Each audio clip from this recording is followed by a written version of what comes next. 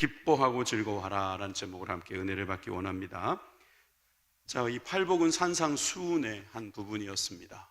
그리고 예수님께서 이 팔복 속에 하나님이 우리에게 주시는 은혜가 무엇인지를 분명히 녹여 넣으셨습니다. 은혜, 복, 이것은 거의 같은 말이에요. 그러니까 복이라는 것은 내가 노력해서 받는 게 아니에요. 그건 복이라고 안 그래요. 그냥 그건 보상이라고 합니다. 그런데 은혜는 우리가 어떤 노력도 못했어요. 그럴 자격도 아예 없었어요. 그런데 받은 것을 가리켜 은혜라고 말하는 거죠. 그래서 이 복은요, 하나님께서 자격 없는 우리들에게 주신 하나님의 것입니다. 나의 것이 아니에요. 그래서 복이라는 것은요, 하나님이 주시는 것이다. 여러분 믿으시는 복이 있기를 바랍니다. 어떤 나라에 태어났더니 기름이 막 나요. 그 태어났다는 기념으로 막 한 10억씩 줘요. 그리고 이제 좀 컸더니 학교도 그냥 공짜로 시켜줘요. 그런 나라가 있을까요, 없을까요? 있더라고요. 그럼 그건 복이지 뭐예요? 뭐 노력한 것도 없는데. 아버지 잘 만난 게 뭐가 복입니까, 그게? 아버지를 잘 만나는 건 본인이 한 게 아니에요. 본인이 한 거라면 그거는 복이라고 말할 수 없죠. 미국에 태어난 사람들도 복 있다고 사람들이 많이 하던데요. 거긴 쳐들어올 나라가 없어요. 거기는 뭐 돈이 부족하면 찍어내면 돼요. 물론 그것도 자기네들끼리 막 조정한다고는 하긴 하는데 얼마나 부럽습니까? 근데 그들을 가리켜서 우리는 참 복이 많은 나라구나 부러워합니다. 잘 보신 거예요. 복은요, 자기가 하는 게 아니에요. 그래서 원래부터 이 복이라는 것은 복 받기 위해서 뭘 해서 받는 것을 복이라고는 하진 않고요. 복은요, 하나님께서 그저 거저 주시는 것을 복이라고 말씀하십니다. 나에게는 그럴 만한 능력이 없다 인정하는 사람이 그 복을 받을 자격이 있는 것입니다. 그래서 지나간 이 8개의 복에 대한 공부를 통해서 또 되새김을 통해서 그리고 우리 깨달음을 통해서 우리는 이 복의 깊이와 복의 삶을 생각하게 되었습니다. 자, 우리 한번 다시 회고를 해보죠. 심령이 가난한 자. 여러분, 심령이 가난하다는 것은 도산난 거라고 그랬죠. 심령이 그냥 가난해서 정말 어떻게 할 수 없는 사람, 하나님께서 그에게 애통함도 주시더라고요. 그러니까 애통하는 자가 되는 거예요. 여러분, 심령이 가난한 사람은요, 마음에요 막 애통함이 있어요. 내가 어찌할꼬, 내 힘으로 할 수 없으니까, 내 마음 나도 모르니까, 내 마음 내가 어찌할 수 없으니까 애통하지요. 또 그런 사람들은요, 그러니까 온유해요. 잘 길들여져요. 잘 훈련돼요. 잘 따라가요. 여러분 그렇게 다듬어지는 거죠. 또 그런 사람은 보니까 의에 줄이고 목이 말라요. 여러분, 온유한 사람은요, 부족함을 느끼니까 막 목이 말라요. 막 굶주려가지고 배가 고파요. I'm hungry예요. 아직도 여전히 배가 고픈 거예요. 그런 사람은 그러다 보니까 남도 긍휼히 여기는 거예요. 자기가 좀 채워주시면은요, 그게 그렇게 고마워가지고요, 남들의 마음을 알아요. 예? 과부심정, 호라비가 안다고. 거꾸로인가? 예, 하여튼 그렇게 해가지고 알아요, 서로. 그렇게 긍휼히 여깁니다. 그런데다가 그러다 보니까 마음이 청결해져요. 주님을 향한 창이 깨끗해지는 거예요. 자꾸 눈물을 흘리니까. 눈물로 나의 창을 닦아내니까 마음이 청결해지는 거죠. 그런 사람은 화평케 돼요. 화평하게 되는 거죠. 왜냐하면 나를 화평하게 하신 하나님을 아니까 마음이 깨끗해져가지고 그냥 사람들도 좋게 보니까 얼마나 화평하겠어요. 여러분, 믿으시면 아멘 하십시오. 그 사람은요, 의를 위하여 핍박도 받아요. 예. 가로만 되는 게 아니라 세로도 말이 되네요. 세로도 말이 되는 게 이 팔복인 거예요. 예수님께서 이 8가지로 딱 정리해 준 말씀은요, 기가 막힌 말씀이에요. 자, 다시 한번, 심령이 가난한 자는요, 천국이 그들의 것이다 그랬어요. 애통하는 자는요, 위로를 받을 것입니다. 온유한 자는 땅을 기업으로 받을 것이며, 의에 줄이고 목마른 자는 배부를 것입니다. 긍휼히 여기는 자는 긍휼히 여김을 받을 것입니다. 마음이 청결한 자는 하나님을 볼 것입니다. 그리고 화평케 하는 자는 하나님의 아들이라 일컬음을 받을 것입니다. 의를 위하여 핍박을 받는 자는 천국이 그들의 것입니다. 아멘이십니까? 그런데 이 8가지를 또 한번 재배열해 볼게요. 재배열을 해볼게요. 이렇게 배열을 하면은요, 심령이 가난한 자하고 긍휼히 여기는 자가 이 좌우가 되거든요. 자, 화살표를 보세요. 심령이 가난한 사람은요, 긍휼히 여기는 사람이 돼요. 애통하는 사람은 마음이 청결한 사람이 되는 거죠. 제가 지금 무슨 이야기를 하려는 거냐면요, 왼쪽에 있는 것은 내적인 원리예요. 오른쪽에 있는 것은요, 외적인 원리예요. 내적인 태도이자 외적인 태도가 되는 거예요. 다시 한번 볼게요. 심령이 가난한 자는요, 긍휼히 여기는 사람이죠. 자기가 가난하니까요, 남들도 가난한 것을 알아서 긍휼히 여기죠. 애통하는 사람은요, 마음이 청결해지겠죠. 맨날 애통해서 눈물 흘리니까 닦겠죠. 눈물로 마음을 닦겠죠. 그러니까 깨끗해지겠죠. 온유한 자는 어떤 사람입니까? 결국 남들도 화평하게 할 수 있는 사람인 거죠. 의에 줄이고 목마른 자는요, 결국 의를 위하여 박해도 받을 수 있는 사람이었다는 거예요. 이 말이 되십니까? 이거 이상하네. 이게 또 되네. 됩니다. 예. 다시 한번 이것을 재배열해 가지고 이 배열된 것을 가지고 한번 보겠습니다. 심령이 가난한 자와 의를 위하여 박해받는 자는 똑같이 천국이 그들의 것이래요. 시작부터 끝까지 다 천국은 그들의 것이라고 말했으니 그 사이에 있는 것도 사실은 천국 이야기예요. 이 팔복은 하나님 나라 이야기입니다. 하나님 나라에 가는 사람들의 이야기입니다. 알파와 오메가죠. 천국의 이야기, 천국을 가진 자, 천국이 가진 사람들은 그 사이에 일어나는 일들이 다 그들의 것이 되는 것입니다. 자, 그러다 보니까 위로도 받는 거고요. 그런 사람은 보니까 또 뭐가 돼요? 땅을 기업으로 받는 거죠. 하나님께서 주시는 그 분깃과 지경을 넓혀주시는 복이 있습니다. 왜? 천국 백성이니까 배부릅니다. 긍휼히 여김을 받습니다. 하나님을 보게 됩니다. 그리고 결국 그 사람은 하나님의 아들이라 일컬음을 받을 것입니다. 천국입니다. 천국 이야기입니다. 이렇게 말이 되는 겁니다. 여러분, 이 팔복이라는 말씀을 이렇게 저렇게 계속 보십시오. 묵상이 됩니다. 신앙생활 오래 하신 분들은 이번 팔복 설교를 들으면서 여기 다 있네 라는 말을 하셨거든요. 안 그러셨어요? 여기 다 있네. 내가 평생 들은 설교에 여기 다 있네. 여기에서 다 나온 거네. 아, 그러네 진짜. 이런 생각이 들었을 겁니다. 8가지지만 이게 8가지가 아닌 거예요.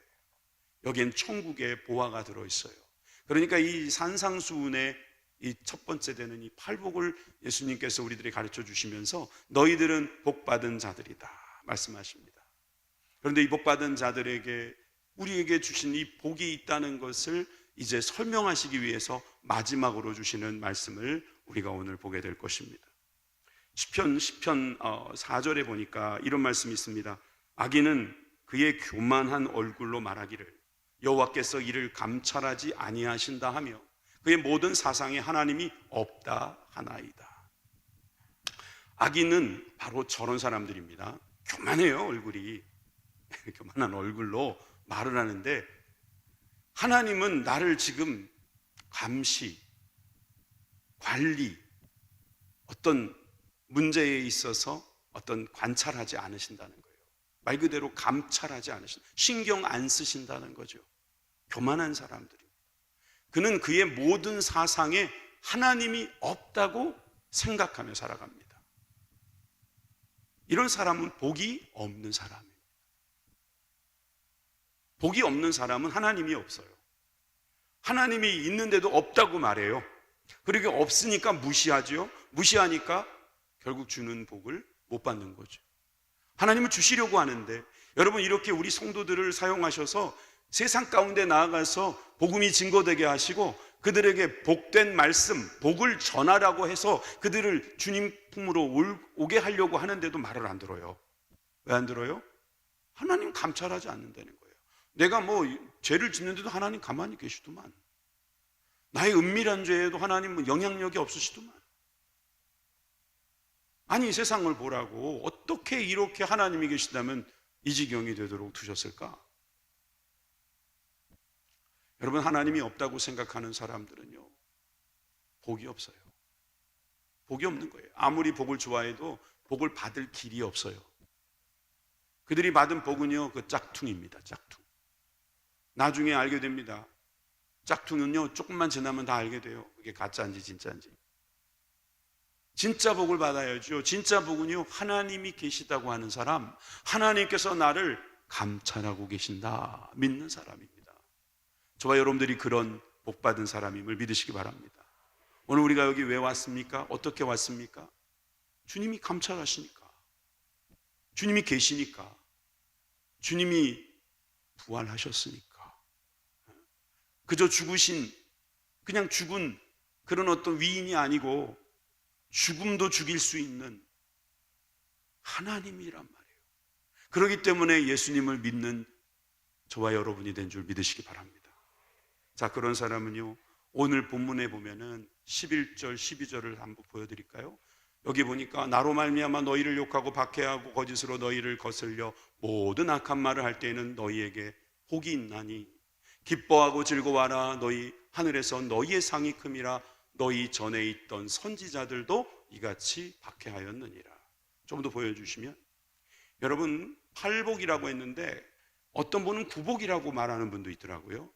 글쎄, 그렇게 보는 것도 뭐 나쁘지는 않습니다. 그런데 왜 우리는 팔복이라고 하고 이 뒤에 있는 이런 것 있잖아요. 11절 마지막에 보면 복이 있나니, 그랬으니까 이것도 구복에다 넣자 이럴 수 있잖아요. 근데 왜 이것은 팔복에 넣지 않았을까? 다시 말해서 이것은 왜 팔복에 정리되는 말씀일까? 이 팔복의 결론의 말씀을 왜 우리는 11절, 12절로 보아야 하는가? 여기에 대해서는요, 두 가지 이유를 들겠습니다. 저게 너희라고 하는 단어 있죠? 이게 너희, you라는 2인칭이에요. 그런데 앞에 있는 8가지는요, 그들이, 그들의, 그들의 것이다. 그들, 몇 인칭이에요, 그거는? 예, 3인칭 복수지요. 3인칭이란 말이에요, 3인칭. 인칭이 달라지는 거예요. 인칭이 달라졌다는 이야기는 앞에 있었던 그것과 이 지금 나오는 말씀하고는 다른 말씀이라는 거죠. 앞에 8가지를 정리해 주는 말씀인 거예요. 또 두 번째 이유는 12절에 보니까 기뻐하고 즐거워하라 이 말씀이 나오는 거예요. 앞에는 이런 말씀 없었잖아요. 복이 있는데 왜 기뻐하고 즐거워할 일이라는 거죠. 이게 결론이라는 말이에요. 팔복을 우리가 받은 사람은 기뻐하고 즐거워하라 이런 거예요. 누가? 너희가. 누가? 내가. 응? 할렐루야. 복 받으신 여러분들 축복합니다. 좌우에 계신 분에게 복 많이 받으셨네요 라고 인사해 주시기 바랍니다. 복 많이 받으셨어요. 우리 교회 복 많이 받는 교회. 그래서 순복음이에요. 자, 그래서 오늘 두 가지로 간단하게 정리하고 오늘 마치려고 해요. 이게 분명히 정리되는 말씀이라고 한다면 어떻게 예수님은 정리해 주시고 싶으셨을까요? 첫 번째는 예수님으로 말미암아, 즉 나로 말미암아라고 예수님 말씀하셨습니다. 11절 보십시오. 나로 말미암아 너희를 욕하고 박해하고 거짓으로 너희를 거스려 모든 악한 말을 할 때에는 너희에게 복이 있나니. 여러분, 예수님은 예수님으로 말미암아 받는 복에 있어서 복되다고 하시는 것입니다. 예수님 때문에 받는 박해. 우리 지난주에도 박해에 대해서 많이 이야기했습니다만 이 박해는 하나님께서 허용하신 부분입니다. 박해는 무조건 그래서 나쁘다고 볼 수 없습니다. 도리어 예수님을 잘 믿는 사람은 박해가 따라옵니다. 의인에게는 고난이 많다는 말씀도 성경에 분명히 기록되어 있어요. 여러분, 악인은 형통할지라도 그들의 결말은 복되지 않습니다. 그런데 의인은 고난을 받을지라도 결국은 복됩니다. 여러분, 최후의 승리가 승리입니까? 중간에 이기는 게 이기는 겁니까? 그렇죠. 이 땅에 있는 모든 경기는요, 마지막에 이기는 게 결국 이기는 겁니다. 하나님 나라도 마찬가지입니다. 최후 승리자가 승리하는 것입니다. 그런데 누구를 위하여 싸웠는가? 누구를 위한 경쟁이었는가? 누구를 위한 경기였는가? 누구를 위한 핍박과 고난과 박해였는가? 그 나를 위한 것이다. 예수를 위한, 예수님을 위한 것이다. 나로 말미암아 받는 고난, 이 고난은 복되다. 이렇게 말씀하시는 거예요. 그렇다면 여러분들은 의문점이 날 겁니다. 하나님 우리 사랑하시고 우리에게 정말 복 주시길 원하는데 왜 고난까지 꼭 그렇게 겸하여 주십니까? 그 이유는 간단합니다. 세상이 우리를 사랑하지 않아요. 세상은 우리랑 달라요. 세상이 우리를 가만두지를 않아요. 그 이유도 간단합니다. 그들의 영과 우리의 영이 다르기 때문입니다. 저 그 말씀을 몇 가지 말씀드릴게요. 요한일서 4장 3절 말씀을 다 같이 읽어봅시다. 시작. 예수를 시인하지 아니하는 영마다 하나님께 속한 것이 아니니 이것은 곧 적 그리스도의 영이니라. 오리라 한 말을 너희가 들었거니와 지금 벌써 세상에 있느니라. 아멘. 안티크라이스트, 적 그리스도는 누구냐? 예수님을 시인하지 않는 사람들을 말하는 거예요. 뭐 요한계시록에 나오는 적 그리스도 거창하게 보고 그렇게 생각할 필요도 없어요. 이 세상에는요, 예수님을 믿지 않는 많은 사람들이 존재합니다. 그들은 예수님을 믿지 않는 영 받은 거예요. 가진 거예요. 마귀의 영을 가진 거죠. 쉽게 말해서 땅의 영을 가진 것이죠. 결국 멸망할 영을 가진 거라고 말씀드릴 수 있습니다. 로마서 8장 9절의 말씀도 보십시오. 만일 너희 속에 하나님의 영이 거하시면 너희가 육신에 있지 아니하고 영에 있나니. 다 같이 누구든지 그리스도의 영이 없으면 그리스도의 사람이 아니라. 아멘. 우리가 그리스도의 사람, 크리스찬이라면 우리는 그리스도의 영을 받은 사람인 것입니다. 저와 여러분들은 그리스도의 영을 받았습니다. 그래서 우리는 영에 속해 있는 사람입니다. 육에 속한 것이 아니에요. 육은 입고 있지만 육에 속한 것이 아니라 우리는 영에 속하여서 육신을 입고 있을 뿐입니다. 그래서 육신을 다스리는 능력을 영으로부터 공급받는 줄 믿으시기 바랍니다. 여러분, 복은요 결론이기도 하지만 이 말씀은요, 지금부터 말씀드리는 결론일 수도 있는데요, 영은 천국에서도 받는 것이지만 이 세상에서도 받는 것입니다. 그런데 이 세상에서 받을 때 우리 육신으로도 받는 거겠지만 더 중요한 것은 영으로 받는 것입니다. 영으로 받는 거예요. 영이 아닌 복은요, 그럼 복으로 볼 수 없어요. 예를 들어 돈 많이 버는 것이 복이다. 그럼 돈 많이 갖고 있는 사람은 예수님 안 믿어도 되는 겁니까? 돈을 많이 벌기 위해서 투자하는 사람들 많죠. 갑자기 누가 생각나는 그런 내용이죠. 그런데 여러분, 이런 돈을 많이 가지려고 하는 사람들마다 고민이 많아요. 그런 사람은 복되다 할 수 없어요. 도리어 그런 사람은 예수님 믿고 빨리 영에 속하는 사람이 되어야 됩니다. 건강한 사람들이 있습니다. 젊은 사람 대부분 건강하지요. 젊다고 건강함이 무한할 거라고 생각하는 건 큰 오산입니다. 육에 속하면은요, 결국 영에 속한 사람과 비교했을 때 결국 그 마지막은 암담하기 짝이 없습니다. 비록 내가 많은 것을 가졌을지라도, 내가 많은 시간, 많은 물질, 많은 능력을 가졌을지라도 나의 영이 누구에게 속했는가, 여기에 따라서 복되냐 그렇지 않냐 말씀드릴 수 있습니다. 전 여러분들에게 말씀드리고 싶습니다. 여러분들은 복되십니다. 왜? 여러분들은 그리스도의 영을 받았기 때문입니다. 그리스도의 영을 받으신 분들마다 아멘 하십시다. 하나님 나에게 주셨습니다. 그런 사람들은 갈라디아서 5장 18절의 말씀처럼 너희가 만일 성령의 인도하시는 바가 되면 율법 아래 있지 아니하리라. 성령, 영에 속한 자, 성령을 받은 자, 성령의 인도함을 받은 자는 율법, 다시 말해서 정죄함이 없는 겁니다. 사실 우리는 정죄함을 받으면요, 여기 중에 한 사람도 문제 없는 사람 없습니다. 저도 목회자인데, 그럼 목회자면 맨날 앉아서 성경 보고 기도하고 그럴 사람인데 저도 죄인입니다. 저도 죄인입니다.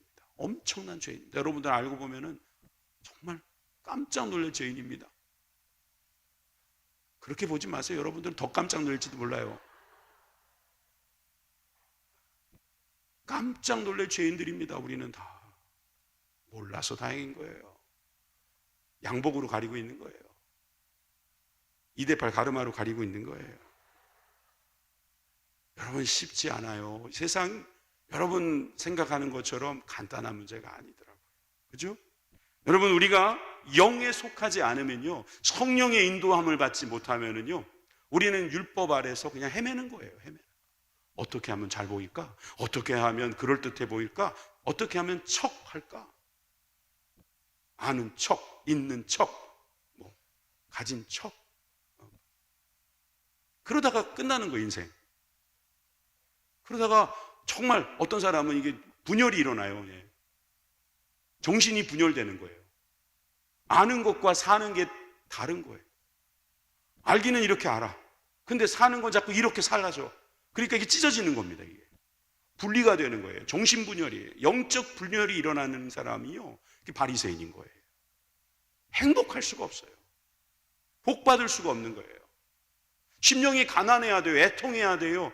의에 줄이고 목이 말라야 된다니까요. 여러분, 그런 사람이 복된 거라니까요. 내 암과 삶이 벌어지고 있을 때 그 사이에서 하나님 나 좀 도와주세요. 그랬을 때 하나님의 영을 받은 사람은 그 영의 인도함을 따라서 하나님께 가는 것입니다. 할렐루야. 성령으로 말미암아 인도받는 것입니다. 회개하라. 예, 회개하겠습니다. 예수의 피로 나의 죄를 용서받고 하나님 앞에 갑니다. 이렇게 말하는 사람은 복된 사람인 거지. 근데 세상 사람들은 이런 걸 보면서 이해도 하지 못하고요, 도리어 자신들과 다르다는 이유로 하는 일이 있습니다. 바로 박해입니다. 핍박입니다. 우리에게 주는 고난입니다. 이상하지요. 우리가 다른 거 할 때는 우리한테 뭐라고 안 그래요? 근데 전도만 하면 막 뭐라 그래요. 여러분, 친구들한테 이야기해 보세요. 정말 좋은 친구잖아요. 그래서 다른 이야기는 하지 말래요. 다른 얘기는 다 해줘도 근데 교회 이야기는 하지 말자. 그러면서도 여전히 만나요, 지금도. 아마 이번 주 토요일 날 약속이 있는 분도 계실걸요. 영혼사랑 큰 잔치 오게 하려고. 그런데 그 친구들 얼마나 말 안 듣습니까? 다른 거는 다 괜찮대요. 그렇게 싸우면서도 괜찮다는 거예요. 그런데 내가 예수 믿는 건 넌 그건 못하겠다. 예수 믿는 게 무슨 대단한 일인 것처럼 그들이 말해주니까 너무 감사한 거예요. 우리는 또 우리가 볼 때는 나는 너무 은혜로 믿어가지고 그런지 몰라도 이거 정말 너무 하나님의 복으로 내가 뭐 노력해서 믿은 게 아닌 거를 생각해 보면 저렇게 예수님을 거부하는 걸 보면 참 이상하다니까요. 저는 정말 하나님께서 저를 복되게 하시고 여러분들을 복되게 하신 줄 믿으시기 바랍니다. 시편 69편에 보면 시인이 이런 고백을 합니다. 4절입니다. 까닭없이 나를 미워하는 자가 나의 머리털보다도 많고 부당하게 나의 원수가 되어 나를 끊으려 하는 자가 강하였으니 내가 빼앗기지 아니한 것도 물어주게 되었나이다. 내 주변에 이렇게 나를 미워하는 자, 나의 원수, 나를 끊으려 하는 자가 많다고 고백하는 시인은 옛날에만 존재하는 게 아니라 지금 여기에도 존재합니다. 우리들 중에도 있다는 겁니다. 왜 그렇습니까? 예수님을 믿기 때문입니다. 예수님의 영을 받았기 때문입니다. 그러므로 땅의 영, 악한 영은 이 성령님이 하시는 일을 방해하기에 되어 있습니다. 왜냐하면 그들이 죽는 거니까. 방해하는 게 당연한 거죠. 요한복음 15장 18절에서 19절 말씀을 우리 다 같이 읽어봅시다. 시작. 세상이 너희를 미워하면 너희보다 먼저 나를 미워한 줄을 알라.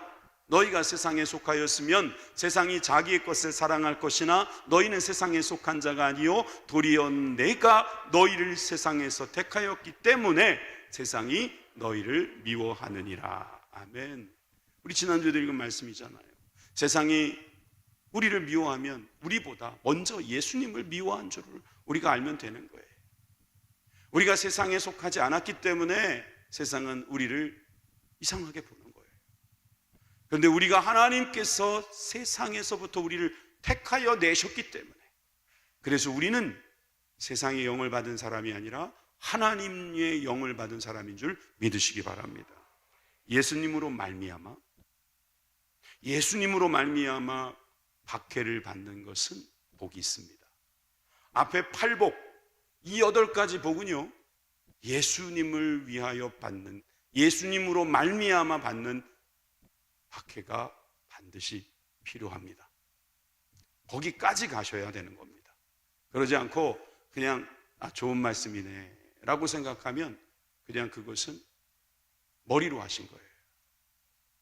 머리로만 믿을 수 없잖아요. 우리가 입으로만 복음을 전하면 안 되잖아요. 하나님이 우리에게 입만 주셨습니까? 그러면 입으로만 하세요. 근데 나에게 몸도 주셨습니다. 그럼 몸으로도 하시란 말이에요. 그래서 우리는 복받은 사람인 거예요. 이거를 알고 있으니까 오 주여 나를 불쌍히 여겨 주옵소서. 그 사람은요, 그래서 복된 거죠. 이 복된 사람을 가리켜서 우리는 상을 받은 사람이다, 이렇게 말씀드릴 수 있겠어요. 근데 이 상급도요, 우리가 사실은 이미 복되었는데 또 상급을 주신다는 그 상급이에요. 두 번째로, 그래서 저는 천국의 상급을 바라보는 저와 여러분들이 되라는 거죠. 여러분, 팔복은 이미 받은 복입니다. 그런데 이 팔복을 우리가 누리고 지키고 나누고, 이 팔복을 통해서 우리가 주님의 나라를 기다리고 있을 때 우리가 박해를 겸하여 받게 되는데, 그 박해를 겸하여 받으면서 우리는 상급을 쌓고 있다는 거죠.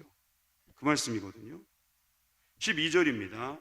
기뻐하고 즐거워하라. 너희 하늘에서 너희의 상이 큼이라. 너희 전에 있던 선지자들도 이같이 박해하였느니라. 여기서 기뻐하라라는 말이 먼저 나오지요. 기뻐하라, 이 말은 카이로라는 말이에요.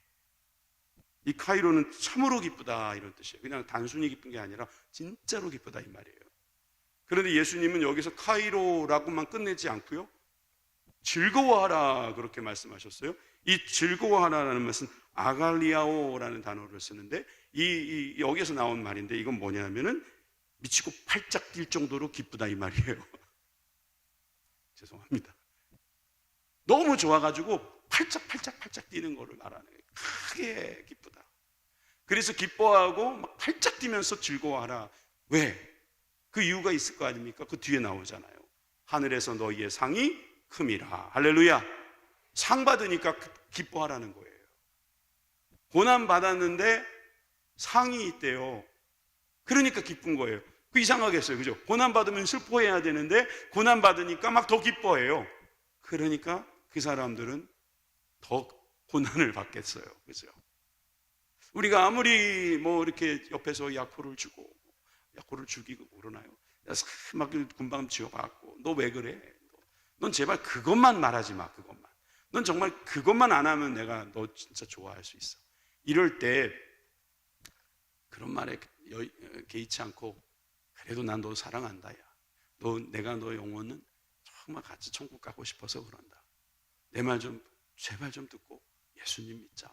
내가 너를 위해서 기도한다. 계속 이런 이야기를 하면은요, 더 미워 보일 수도 있어요. 제가 여러분들에게 미움받는 길을 가르쳐 주려는 게 아니에요. 이게 원래 그렇다는 것을 말씀드리는 겁니다. 그러니까 우리는 이 상급이 자꾸 떠오를 수밖에 없는 거죠. 여러분, 이 상급이라는 게 누구에게 줄 상급인 거냐면 원래 선지자들에게 줄 상급이라는 거예요. 다시 12절 보여주세요. 보니까 너희 전에 있었던 선지자들. 여러분, 선지자는 하나님께서 이 땅에 보내신 말씀의 대언자들이에요. 우리를 그렇게 보신다는 거예요. 우리가 고난을 받았다, 그럼 넌 선지자다. 선지자의 반열에 올려주겠다. 그래서 여러분, 이 천국의 상급이라는 것은 선지자가 받을 상급인 것이에요. 아멘이십니까? 선지자들도 이같이 박해하였다, 이 말이에요. 그러니까 여러분이 선지자가 받은 박해, 여러분 대표적인 것은 죽음이었습니다. 괄시, 모욕, 핍박, 이루 말할 수 없는 불쾌한 일들이 많이 있었지만 결국 마지막에 그들은 피를 흘립니다. 마태복음 23장에 보면 예수님께서 하나님이 보내신 여러 사람들을 너희들이 어떻게 했는지 아느냐라고 하시면서 이런 말씀을 말씀하십니다. 35절입니다. 그러므로 인 아벨의 피로부터 성전과 제단 사이에서 너희가 죽인 바가랴의 아들 사가랴의 피까지 땅 위에서 흘린 의로운 피가 다 너희에게 돌아가리라. 그 피를 무슨 피라고 말했다고요? 의로운 피라는 거예요. 박해받는 자의 피는 의로운 피래요. 박해받는 자는 의로운 사람이라는 거예요. 하나님께서 의롭게 보신다는 거죠. 내가 잘못해서, 내가 실수해서 받는 그런 박해 말고요, 내가 분명히 말씀대로 살았는데 여전히 있는 박해는, 이거는 주님께서 의롭게 하시려고 우리에게 주시는 것임을 믿으시기 바랍니다. 그래서 순교는 아무나 하는 거 아니더라고요. 여러분, 내가 박해받고 싶다고 사람들한테 가서 박해받을 짓을 막 할 수 있을까요? 요즘은 할 수 있어요. 제가 보니까 전도하면 돼요. 전도하면 박해받습니다.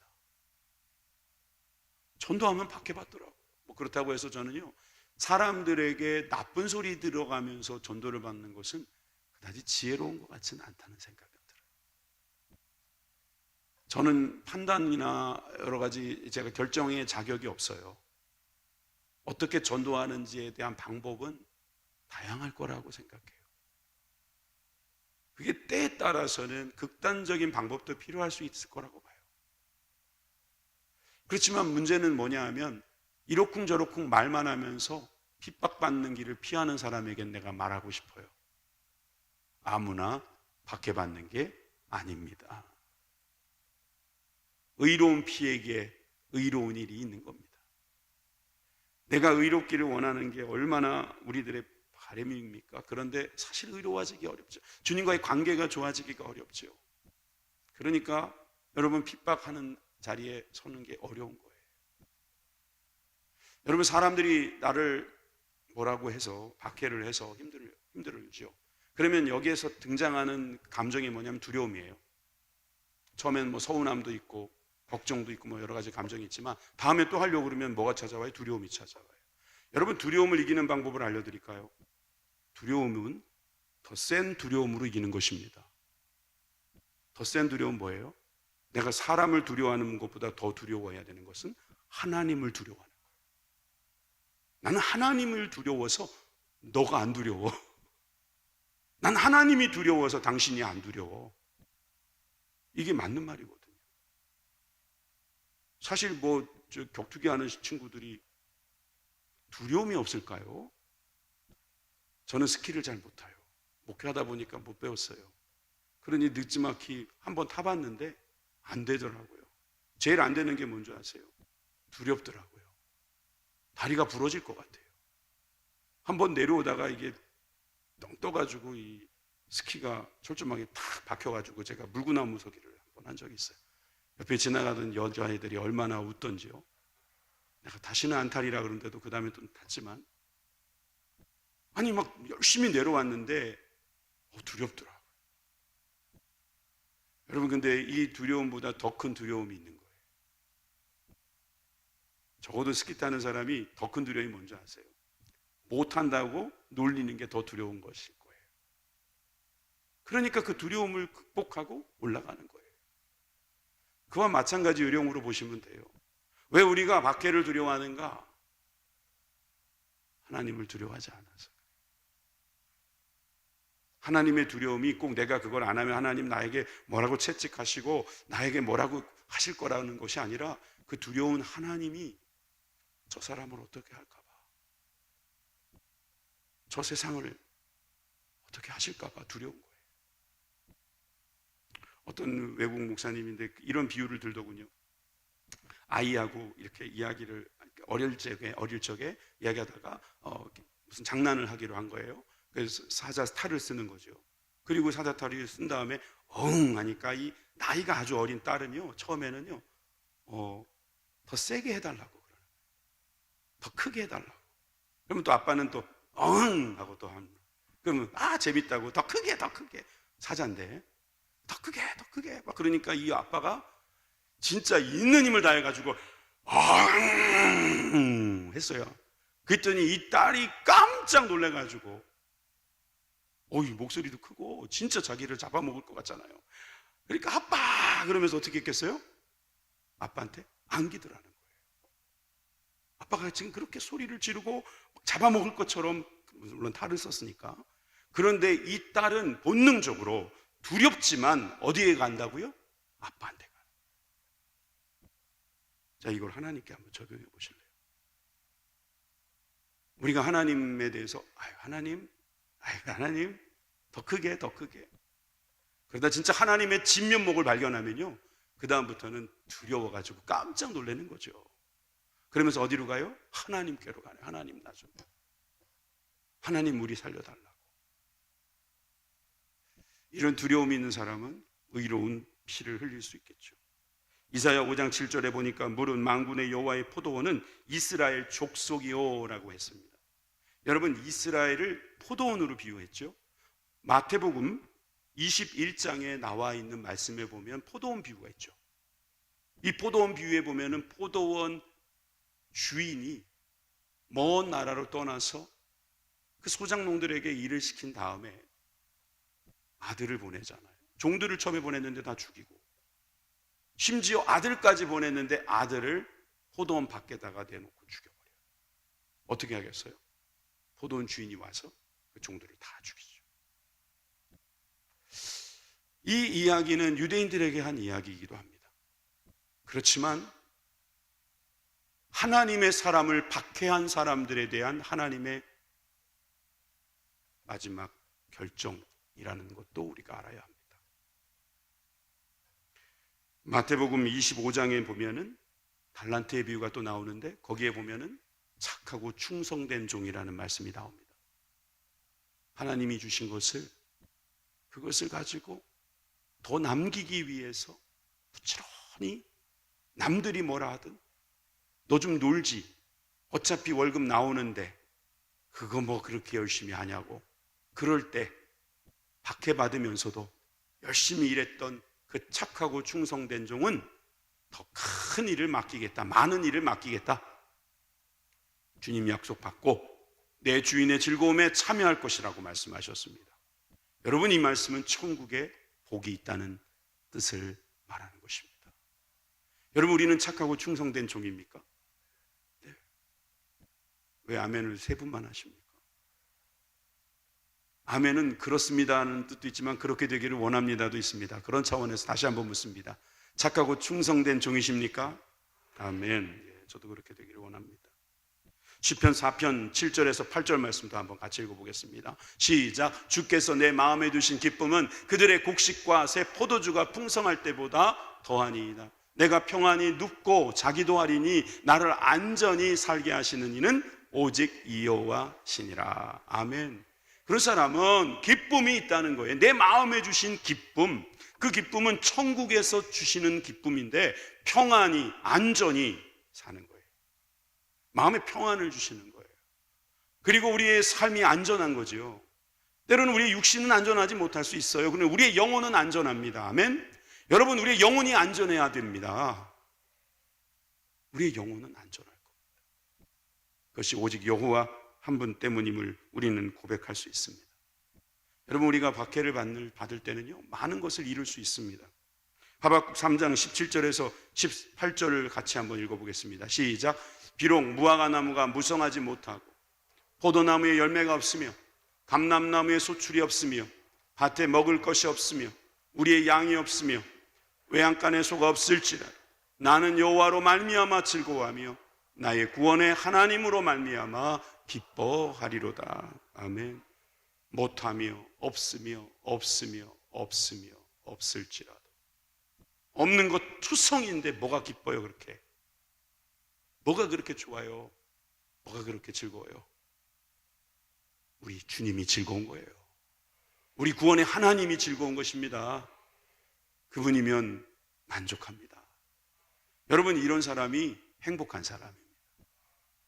조건부 행복, 그걸 행복이라고 말하지 마세요. 난 그거라도 건지겠습니다 그러고 뛰쳐나가지 마세요. 여러분, 영원한 행복이 이 자리에 있습니다. 주님이 여러분들에게 주셨습니다.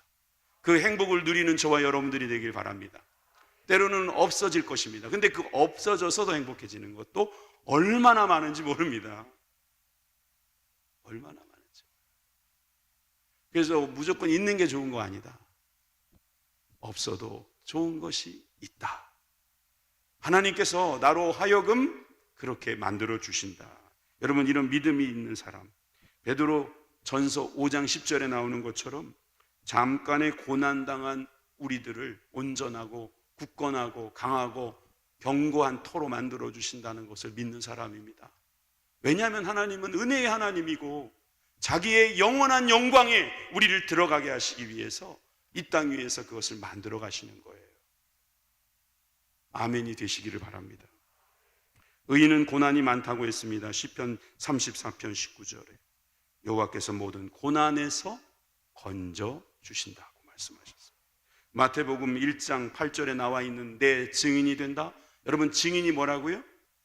증인, 마르투스. 근데 이게 마터, 순교자가 됐다고 그랬죠. 여러분, 증인은 순교의 정신을 가진 사람이라고 그랬어요. 순교는 고난이 있고 박해가 있다는 이야기죠. 힘들죠. 힘들어요. 저는 교회 나오는 게 재밌다고 말한 적 없어요. 여러분, 힘들어요. 구역 예배 드리는 게 너무 행복하기만 하다고 말한 적 없어요. 힘들죠.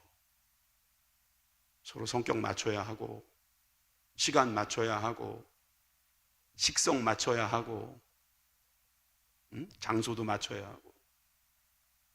그런데 그걸 맞춰가는 과정에서 내가 맞춰지는 거예요. 사람들하고 안 만나는 게 좋은 게 아니에요. 백악관에서 발표한 내용이에요. 오늘 아침에. 제 머리 기억력이 맞다면 오늘 아침에 뉴스에 나온 거예요. 보신 분도 있을 거예요. 우리의 외로움, 고립됨은 얼마나 치명적인 문제가 생기냐면 하루에 15개 피의 담배를 먹는 거와 맞먹는다는 거예요. 우리가 외로운 거. 그런 사람은 29%에서 30% 사망률이 높대요. 그리고 심장병이라든지 뇌졸중이라든지 여기에 대한 그것도 30%가 더 높대요. 혼자 있는 거 편하죠. 누가 박해합니까? 그냥 나 혼자 있는데 내가 하고 싶은 대로만 하는데 뭐 스마트폰 몇 번 누르면 갖다 주고 또 리모컨 누르면 재밌는 거 나와서 시간 가는 거 모르고 내 마음에 드는 사람하고만 연락해가지고 만나고. 여러분, 그런 사람들 SNS 쓰는 사람들이라고 합시다. SNS를 하루에 2시간 쓰는 사람, 30분 정도 이하로 쓰는 사람보다 사망률이 2배 더 높대요. SNS 많이 쓸 생각하지 마세요. 남들이 자랑한다고 올려놓은 거 보고 그 자랑질에 놀아나요. 야, 얘는 맨날 해외여행 가나 보다. 얘는 맨날 맛있는 것만 먹나 보다. 얘네들은 자녀들이 맨날 이렇게 효도하는가 보다. 천만에요. 어쩌다 한번 그런 거예요. 어쩌다 한번. 그거 몰라, 우리 다 아는 거지. 근데 거기에 또 우리는 다 낙심이 돼가지고 왜 나는 이런가? 나는 헛살았나? 여기저기 기웃거리고 말이에요. 그럼 행복 없는 거예요. 영적인 행복은 어디다가 그러면 두고 살 건데. 여러분들이나 제가 가장 좋아하는 것은 영적인 행복이에요. 여러분, 이런 행복이 여러분들 가운데 있기를 주님의 이름으로 축원합니다. 마지막 말씀, 이 말씀 읽고 마치죠. 골로새서 1장 24절. 사도 바울이 이랬대요. 나는 이제 너희를 위하여 받는 괴로움을 기뻐하고 그리스도의 남은 고난을 그의 몸된 교회를 위하여 내 육체에 채우노라. 아멘. 그리스도의 남은 고난이라는 게 예수님께서 우리한테 너도 좀 고생 좀 해봐라 그러고 남겨두신 고난이 아니고요. 주님께서 고난에 참여하시기 위하여 우리가 참여할 수 있도록 주님과 함께 참여하면서 주님의 크신 사랑을 깨닫도록 우리들에게 허락하신 고난이 있다는 거죠. 십자가를 지는 것이 바로 우리들이 지금 남은 삶을 통해서 해야 될 일인 줄 믿으시기 바랍니다. 기도하겠습니다.